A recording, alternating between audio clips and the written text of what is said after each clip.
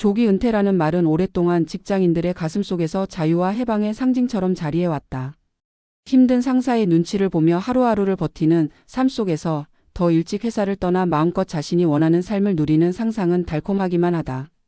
그러나 현실은 그리 단순하지 않다. 일을 내려놓는 순간부터 시작되는 삶은 생각보다 훨씬 길고 그 긴 시간을 어떻게 채워나가느냐에 따라 행복과 공허가 극명하게 갈린다. 조기 은퇴만을 바라보며 달려온 직장인들이 막상 은퇴 후에 마주한 현실은 기대와는 달리 허전함과 혼란으로 가득 차 있었다. 그들의 사례는 우리에게 중요한 메시지를 던진다. 은퇴는 끝이 아니라 또 다른 시작이며 준비 없이 맞이한 은퇴는 자유가 아니라 새로운 속박이 될 수 있다는 사실이다. 첫 번째 사례는 금융회사에서 25년을 근무한 50대 초반의 남성이다. 그는 누구보다 치밀하게 조기 은퇴를 준비했다고 자부했다. 직장 생활 동안 높은 연봉을 받았고 전략 정신이 투철해 10억 원 가까운 자산을 모았다. 은퇴 후에는 여행도 다니고 책도 쓰며 지낼 계획이었다. 그러나 은퇴한 지 1년이 채 되지 않아 그는 깊은 우울감에 빠졌다. 여행은 처음 두세 번은 즐거웠지만 곧 무료해졌고 글을 쓰겠다던 계획은 실행되지 않았다. 무엇보다 문제는 일상의 리듬이 무너졌다는 점이었다. 매일 아침 출근하던 습관이 사라지자 하루의 시작과 끝이 불분명해졌고 자신이 사회와 연결되지 않은 채 흘러가는 느낌이 강해졌다. 가족과도 갈등이 늘었다. 집에 있는 시간이 많아지면서 사소한 문제에도 부딪혔고 자녀들은 그를 부담스러워했다. 그는 자산은 충분했지만 삶을 채울 콘텐츠가 없었고 결국 다시 무언가 일을 찾아야겠다고 결심했다. 하지만 이미 퇴직자의 이력으로는 예전처럼 사회에서 자신을 받아줄 곳이 없었다. 그는 조기 은퇴를 선택한 것이 오히려 자신을 고립시킨 결과라고 고백했다. 두 번째 사례는 교사 생활을 30년 가까이 하다 55세에 명예퇴직한 여성이다. 그녀는 교직에서의 삶이 너무 고단해 더는 아이들과의 교실 생활을 감당하기 어렵다고 느껴 조기 은퇴를 결심했다. 퇴직 후에는 취미 생활을 하며 여유롭게 살 수 있을 거라 믿었다. 그러나 현실은 달랐다. 그녀에게 학교는 단순한 직장이 아니라 정체성을 부여하는 공간이었다. 수십 년간 선생님으로 불리며 존중받던 위치에서 하루아침에 사라진 후 그녀는 스스로가 쓸모없는 사람처럼 느껴졌다. 주변 사람들과의 대화도 줄어들었다. 직장 시절에는 학생들과 학부모, 동료, 교사와 끊임없이 소통했지만 은퇴 후에는 인간관계가 급격히 축소됐다. 결국 그녀는 우울증 진단을 받고 치료를 받아야 했다. 다행히도 그는 지역 도서관에서 자원봉사를 시작하면서 조금씩 삶의 균형을 되찾았다. 아이들에게 책을 읽어주고 글쓰기 모임을 주도하면서 비로소 새로운 정체성을 발견했다. 그러나 그 과정은 결코 쉽지 않았고 무엇보다 은퇴 전에 이런 변화를 준비하지 못한 자신을 가장 크게 후회했다. 세 번째 사례는 대기업 연구원으로 일하던 40대 후반 남성이다. 그는 파이어족을 꿈꾸며 과감하게 직장을 떠났다. 주식 투자와 부동산 임대 수익으로 생활이 가능하다고 판단했고 더 이상 상사의 지시를 받지 않아도 된다는 사실에 희열을 느꼈다. 하지만 은퇴 후 2년이 지나자 그의 생활은 흔들리기 시작했다. 경제 상황의 변화로 예상했던 수익이 줄어들었고 무엇보다 돈보다 더 큰 문제가 찾아왔다. 그는 연구소에서 함께 토론하고 실험하며 성취감을 느끼던 순간들을 잃어버렸다. 혼자서 하루 종일 컴퓨터 앞에 앉아 투자 상황만 지켜보는 삶은 점점 공허해졌고 삶의 의미를 찾을 수 없었다. 친구들은 여전히 사회에서 활동하고 승진하며 성장하는데 그는 이미 한 발 물러나 있었다. 그가 꿈꿨던 자유는 어느새 정체와 후회로 변해 있었다. 결국 그는 다시 연구와 관련된 일을 찾아 나섰지만 이미 한 번 발을 뺀 자리로 돌아가는 것은 불가능했다. 그는 이제야 깨달았다. 조기 은퇴의 진짜 위험은 돈이 아니라 삶의 방향과 의미를 잃는 데 있다는 사실을. 이 세 가지 사례는 조기 은퇴를 준비할 때 우리가 놓치기 쉬운 핵심을 보여준다. 첫째, 돈은 필요 조건일 뿐 충분 조건이 아니다. 아무리 많은 자산이 있어도 그 시간을 어떻게 보내야 할지 계획하지 못하면 은퇴 후의 삶은 무너질 수 있다. 둘째, 정체성과 인간관계는 직장이 주는 가장 큰 자산이다. 은퇴 후 새로운 관계망과 역할을 만들어내지 못하면 삶의 무게는 더욱 공허하게 다가온다. 셋째, 은퇴는 끝이 아니라 또 다른 시작이기에 그 이후를 준비하지 않는다면 은퇴는 자유가 아니라 속박이 된다.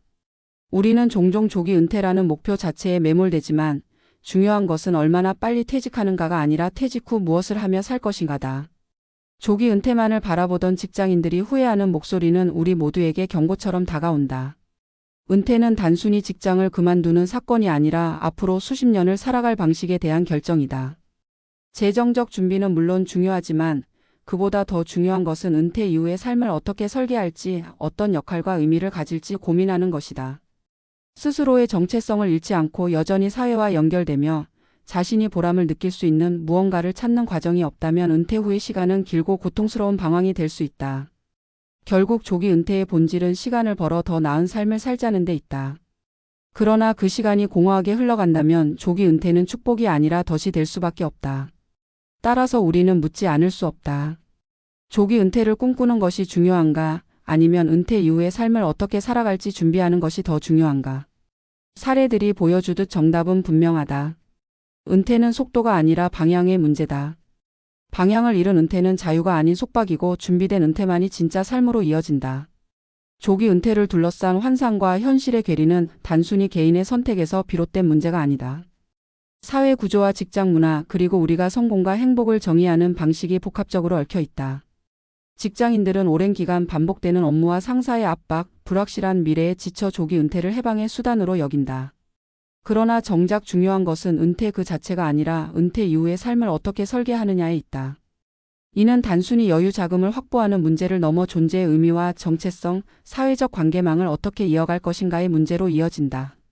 조기 은퇴를 서두른 사람들이 공통적으로 겪는 공허감은 직장이라는 울타리 속에서 자신도 모르게 확보해왔던 사회적 연결과 일상의 구조가 갑작스레 사라지면서 발생한다. 직장 생활은 고단하지만 동시에 하루의 리듬과 역할을 부여한다. 아침에 일어나 출근하고 동료들과 협력하며 성과를 통해 성취감을 얻는 과정은 개인이 자신을 사회 속 존재로 인식하게 해준다. 그러나 은퇴와 동시에 이 구조가 무너지면 개인은 자신이 어디에 속하는지, 무엇을 위해 살아가는지를 잃어버리게 된다. 바로 이 지점에서 조기 은퇴는 곧 자유라는 믿음은 가장 큰 착각이 된다. 자유는 단순히 시간을 확보한다고 생기지 않는다. 자유는 의미와 목적이 있을 때 비로소 빛을 발한다. 돈이 충분하더라도 그 시간을 채울 수 있는 목표와 활동이 없다면 은퇴 후의 삶은 오히려 더 무거운 짐이 될 수 있다. 결국 은퇴 준비란 돈을 모으는 과정과 동시에 자기 정체성의 재구성 과정이어야 한다. 직장에서의 타이틀과 역할이 사라진 후에도 자신을 설명할 수 있는 무언가가 필요하다. 교직을 떠난 사람이 새로운 교육 활동을 자원봉사로 이어가거나 연구소를 떠난 연구원이 지역 사회의 과학 교육에 기여하는 방식이 그 예다. 그러나 이러한 전환은 은퇴 이후 갑자기 찾아오는 것이 아니라 사전에 준비되어야 한다. 수십 년 동안 오직 직장과 가정에만 몰입했던 사람이 하루아침에 새로운 역할을 찾는 것은 불가능에 가깝다. 은퇴 후 삶을 성공적으로 이어가는 사람들의 공통점은 현직 시절부터 다양한 관계망을 형성하고 여러 활동을 통해 자신만의 세계를 넓혀왔다는 것이다. 따라서 직장인들은 단순히 퇴직금과 연금 계산에만 몰두할 것이 아니라 은퇴 이후 자신이 어떤 사람으로 살아갈지를 끊임없이 탐색해야 한다. 이 과정에서 중요한 또 하나의 요소는 관계다. 직장은 단순한 생계 수단이 아니라 사회적 연결망의 중심이다. 동료와의 협력, 고객과의 소통, 상사와의 관계 속에서 우리는 끊임없이 관계를 맺고 확장한다. 그러나 은퇴 후에는 이러한 관계들이 급격히 단절된다. 남는 것은 가족뿐이지만 가족 관계는 직장 관계와는 다르게 오히려 갈등을 유발하기 쉽다. 은퇴자들이 집에서 불필요한 존재로 느껴지는 것은 단순히 가족의 태도 때문만이 아니라 본인이 사회적 관계망을 넓히지 못한 채 가족에게만 기대려 하기 때문이다. 따라서 은퇴 후에도 새로운 공동체에 속하고 자원봉사나 동호회, 사회활동을 통해 관계를 확장하려는 노력이 필수적이다. 인간은 사회적 동물이기에 관계의 축소는 곧 삶의 축소로 이어진다. 더 나아가 은퇴 후 삶에서 간과하기 쉬운 것은 정신적 건강과 자기 통제력이다. 직장은 비록 스트레스의 원천이기도 하지만 동시에 자기 규율을 유지하게 하는 장치이기도 하다. 출근 시간과 마감일, 성과 목표는 개인의 일상을 통제하고 규칙적인 생활을 가능하게 한다. 그러나 은퇴 이후에는 이런 외부의 규율이 사라지고 스스로 리듬을 만들어야 한다. 이때 자기 통제력이 부족한 사람은 하루를 무의미하게 보내며 점점 더 삶에 대한 만족도가 떨어지게 된다. 결국 은퇴 후에도 자기 규율을 유지하고 하루의 구조를 설계할 수 있는 능력이 중요하다. 이는 단순한 습관의 문제가 아니라 자기 존재를 지탱하는 근본적 토대가 된다. 돈이 넉넉하지 않아도 하루를 계획적으로 살고 작더라도 꾸준한 목표를 가진 사람이 은퇴 후 삶의 만족도가 높은 이유가 여기에 있다. 따라서 조기 은퇴를 꿈꾸는 직장인들에게 필요한 것은 돈의 크기보다 삶의 구조와 의미를 어떻게 설계할지에 대한 성찰이다.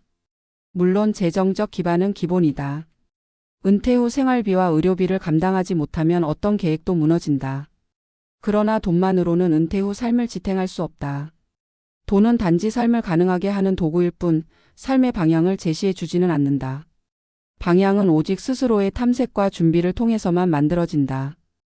은퇴는 단순히 일을 멈추는 사건이 아니라 자기 삶을 다시 정의하는 계기여야 한다. 결국 은퇴의 성공은 언제 퇴직했느냐가 아니라 퇴직 이후 무엇을 하며 살아가느냐에 달려있다. 조기 은퇴만 바라본 이들이 겪은 좌절은 우리 모두에게 중요한 교훈을 준다. 우리는 은퇴를 피할 수 없지만 은퇴 이후를 준비할 수는 있다. 그 준비는 돈을 모으는 것과 동시에 자신이 어떤 사람으로 살고 싶은지를 찾아가는 과정이어야 한다. 조기 은퇴라는 꿈이 덫이 되지 않으려면 우리는 오늘부터라도 묻고 또 준비해야 한다. 나는 은퇴 이후 어떤 의미로 살아갈 것인가, 무엇을 위해 시간을 쓸 것인가. 이 질문에 대한 답을 찾는 과정이야말로 은퇴 준비의 진짜 핵심이며 그 답을 찾은 사람만이 은퇴 후에도 진짜 삶을 놓치지 않을 수 있다.